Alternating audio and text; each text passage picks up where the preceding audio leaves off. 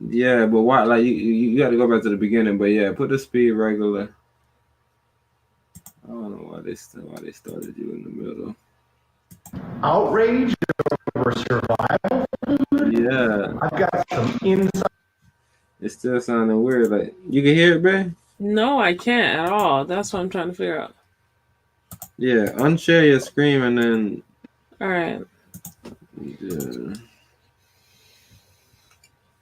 I definitely I want to see Calvin's thoughts on this because I kind of heard him saying that he was basically saying like the system is kind of weird.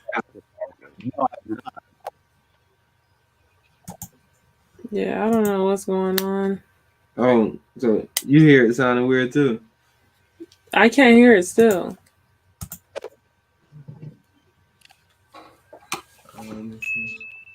There can be no realization. All right, let me try to play it real quick. Yeah, I'm gonna leave and come back in. All right. So I got it up here. Let me know if you can hear that going. Let's start playing now. But this a nigga Thomas Sowell, nigga. He one of the economist ass niggas that they go get. Anytime they need somebody to speak on a topic, like he's like one of the motherfucking foremost expert on economy. Like he's always like he's basically always the people that they say that the white people go get whenever they want to tell black people it's no racism. But if you listen to his everything he's saying is right on. So I don't really know. There can be no realization of the American dream without grappling with the original sin of slavery. The effects of slavery and Jim Crow didn't suddenly vanish in the 60s. We wonder why there's so many such a socioeconomic gap now between black people and white people. It's because of that. History has been written, but The American dream without grappling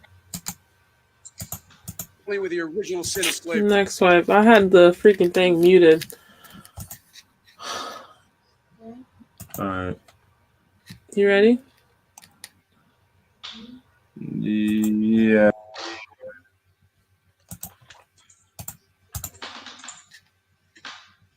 What the heck? Do y'all believe that slavery is the reason that they're not ahead? What happened? Do y'all believe that slavery is the reason that we're not ahead?